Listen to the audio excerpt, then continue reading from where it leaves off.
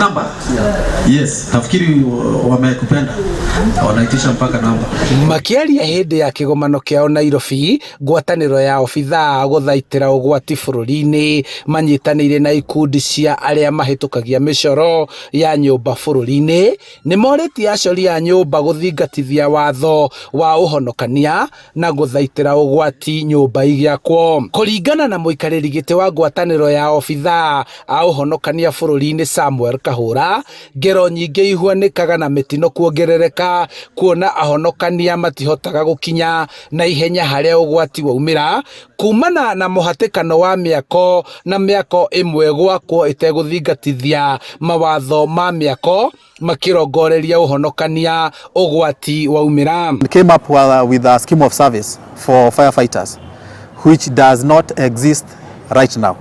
We have already forwarded to the Public Service Commission and Council of Governors for approval.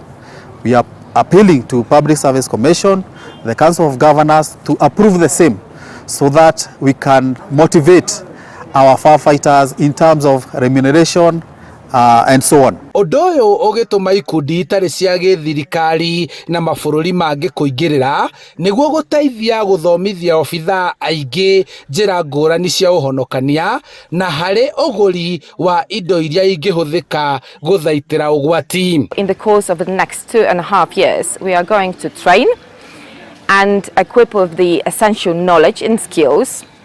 And as well, we would be aiming as well to provide them with the certification, with the national diplomas.